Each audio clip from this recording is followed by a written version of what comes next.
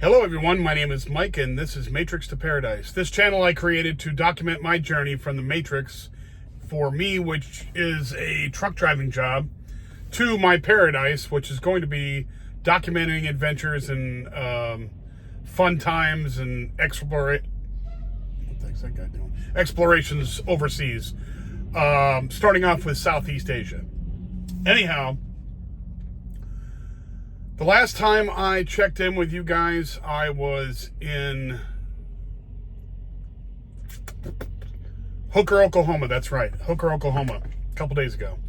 I am now in Knightstown, Indiana. And Knightstown, Indiana happens to be on Interstate 70. Well, the Loves I'm staying at anyway in Knightstown, Indiana, is on Interstate 70. A few minutes down the road is the Ohio border.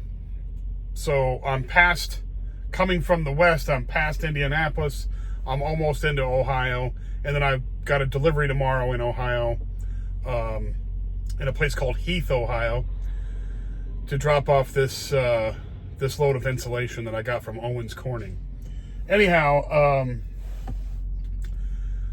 so I'm here in Knightstown, Indiana. I drove all the way here from, after I stayed at Hooker, I drove to, God, where did I stay at last night? I can't even remember where I stayed last night. It was in Missouri.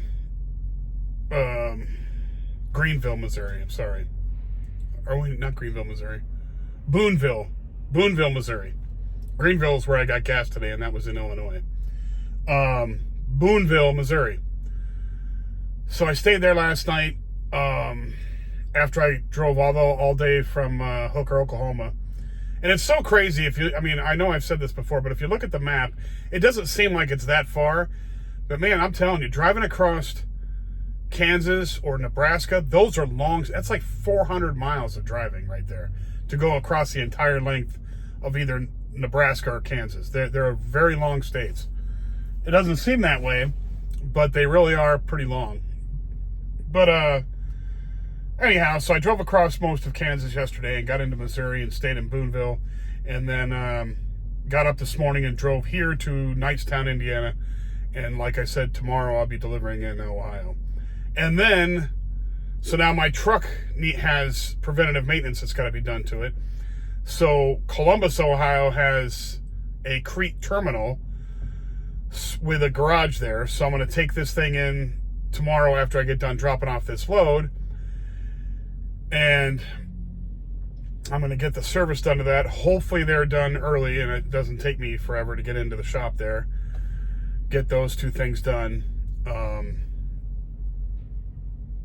get it all taken care of so I can get back on the road, because for some reason, whenever you get work done on a truck at a terminal, it seems to take forever, and it's just very annoying because forever means you're wasting money. So hopefully it's not that long. Luckily tomorrow,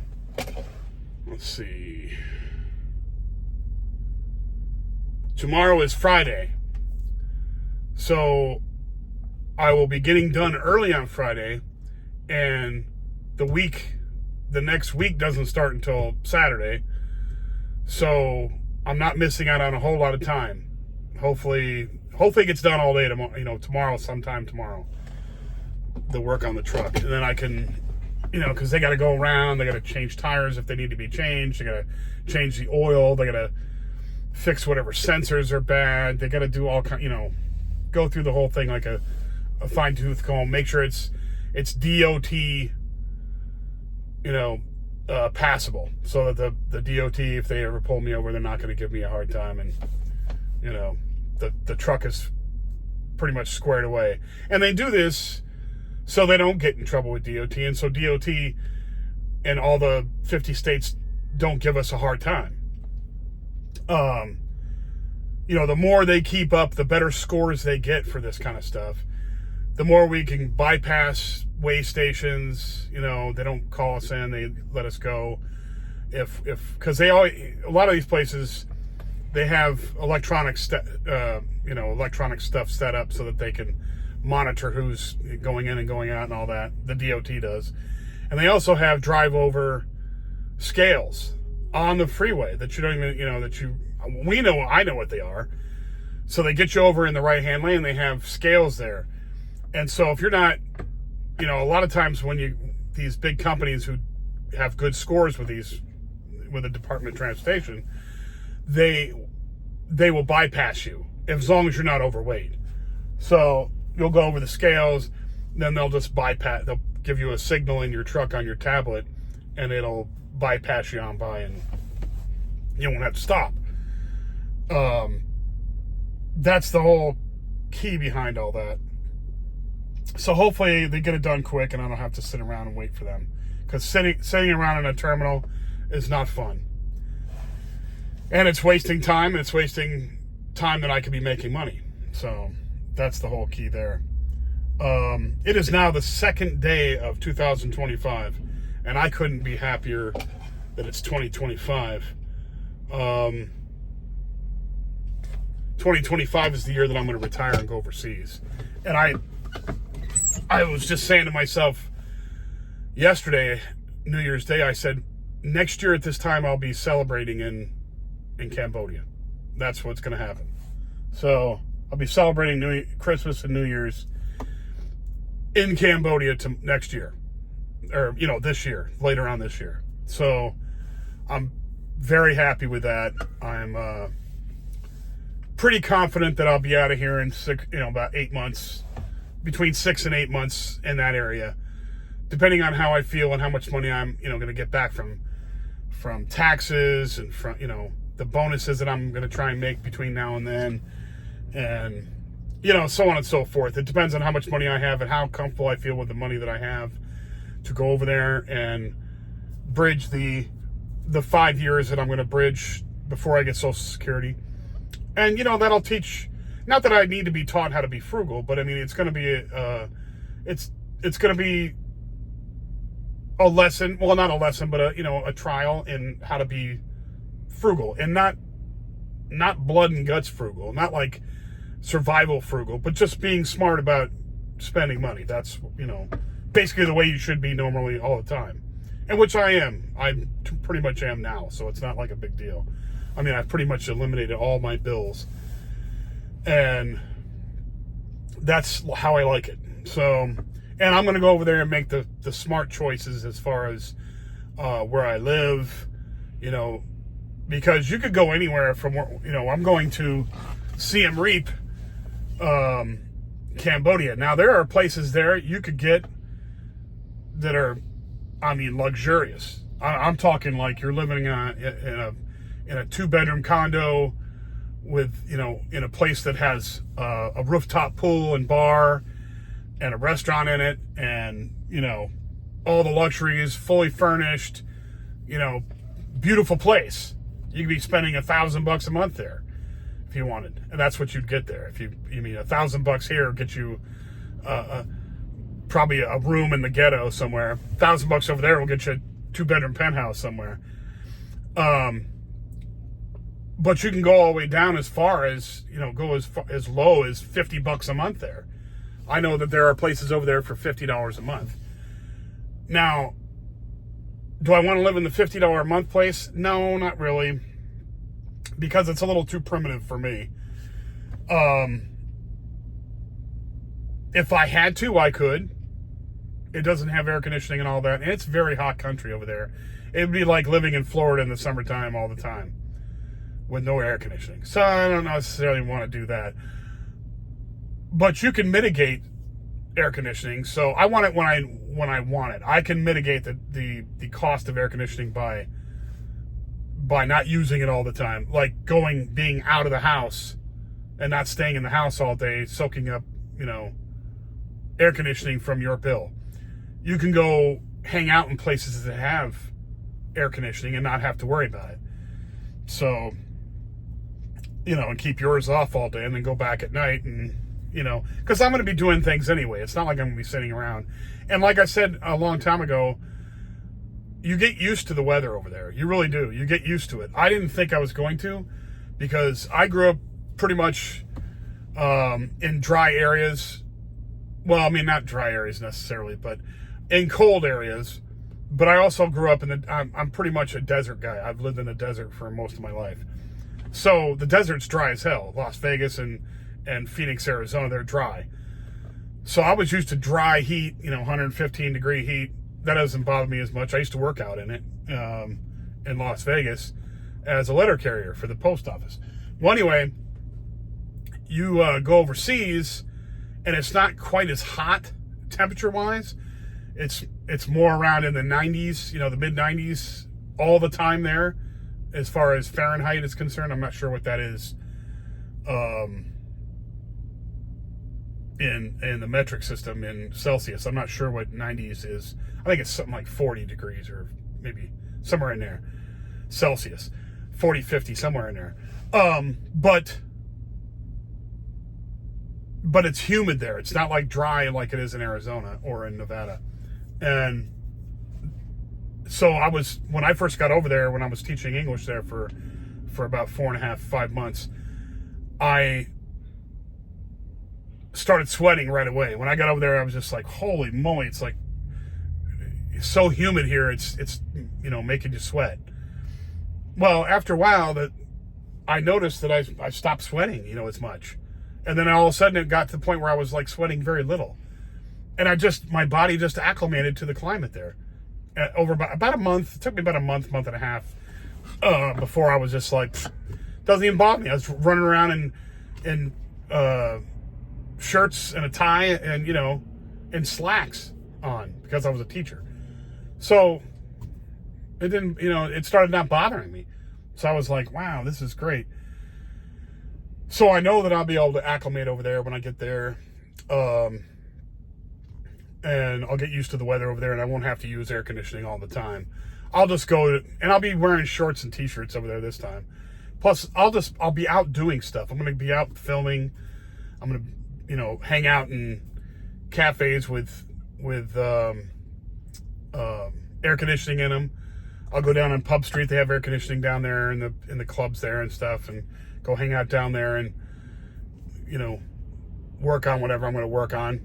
And, just, live my life, go take pictures of, go take videos of places to eat and places to see. Just touristy stuff, like I was going to do anyway, so that people that come over there, they know what's there. Explore the town, give prices for stuff,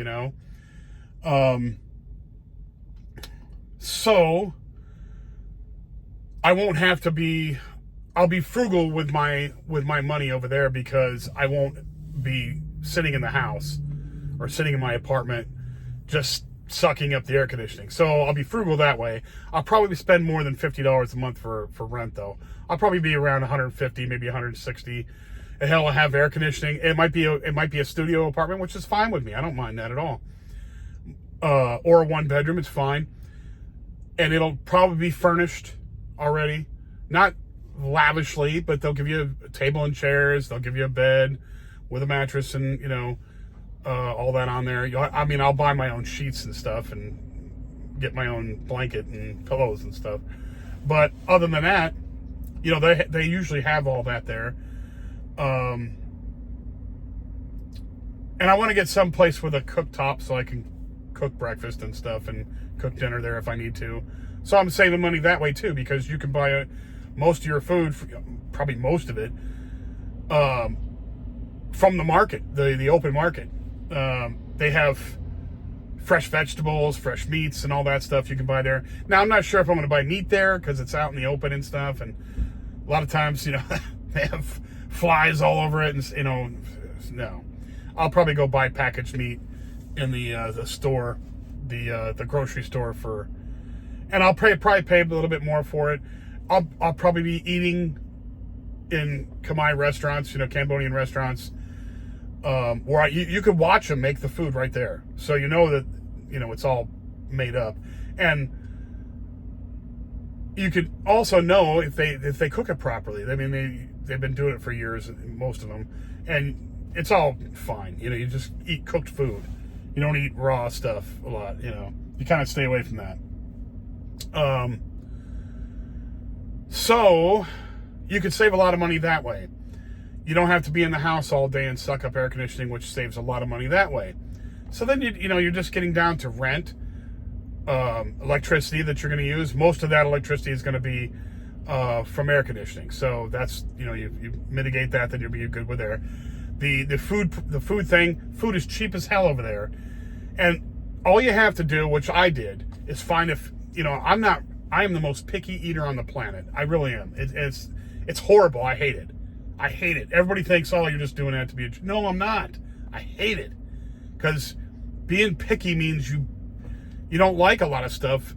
Whereas I have family, most of the rest of my family loves everything. They can eat,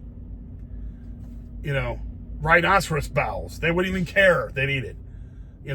I can't do that. I can't. I'm so picky about what I eat. But even picky people can find a few dishes that they really, really like, or have them modify the dishes that they have to make them so you like them. And that's what I do. So, I like rice, so rice is not a big deal. I don't want to eat a ton of it because it's a big, huge source of carbohydrate. And carbohydrates aren't good for you, especially if you're trying to lose weight. I'm going to be working out. So,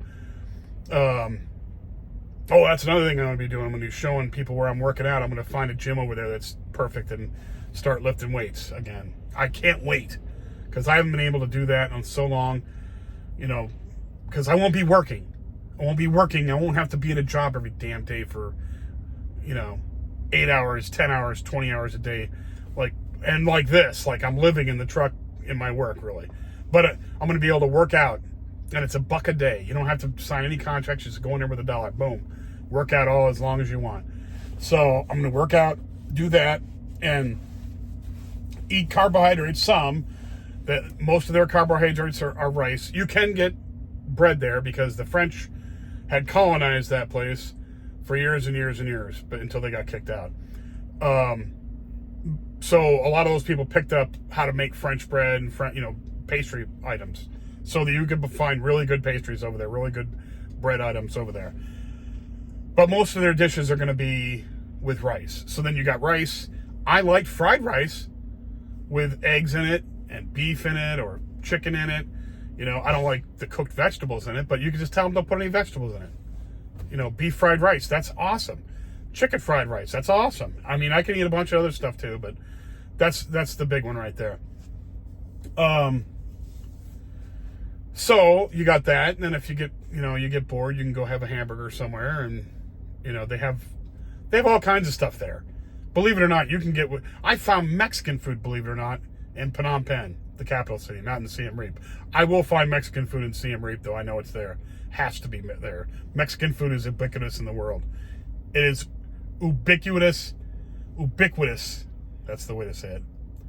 Ubiquitous in the world. It is everywhere. Someone has found how to make Mexican food in every damn country in the world. I swear to God, it's everywhere. So I will find Mexican food in Siem Reap, and I cannot wait to film that. So I will be picking everybody's brain over there and finding out where the Mexican food places are. So I'll be doing that when I get there. Anyway, so all that stuff combined, you can find cheap food over there. You can not use your air conditioning all the time. You can, save on you don't have to live in a penthouse. You can live in a normal place. I'm not even going to go buy or go rent a place that has a pool and all that, because most of the places, you're not going to be swimming every damn day. And if you do go swimming, you could just go to the restaurant or you can go and pay them $1 or $2 to go use the pool. If there's a lot of places that have hotels and stuff. As long as you pay a fee, you can go in and use their pool. So why spend extra money for a place that has a pool in it when you're not going to be, unless that is your dream, is to swim every single day, then of course, go that way. But that's not necessarily everything. I don't need that. I mean, I want to save money until I can make. Now, I might splurge a little more if I start making money over there, or if, when my Social Security comes in, And I probably won't be in Cambodia when all that happens, but I mean, you know, who knows what's going to happen after that. I think that I'll probably be frugal for most of it. Most of the time I'm out now. I think I'm, you know, once I get into a pattern of things, I don't really want to change it up too much unless it's going to be really beneficial. So I won't change up a whole lot. But this is all like this mental planning stage for me, where I'm thinking about how getting myself, because wherever you are at, that you are there. The same you that was in the United States or wherever you are, the same person is there. It's you that has to change, not the place. So, you know, everybody needs a change of scenery. Yeah, it makes you feel a little more happy inside that you're doing something different or you're in a different place. Absolutely. But the old habits will remain if you don't change them yourself. So right now, not that I had a huge habit with blowing money all the time, I didn't. But when you get down into the nitty gritty, when you do an actual audit on yourself, no matter what it is, financial, whatever, any kind of audit on your own personal self, if you do it, you will find ways to improve, because nobody's 100%. Financially, I have found tons of ways I can improve.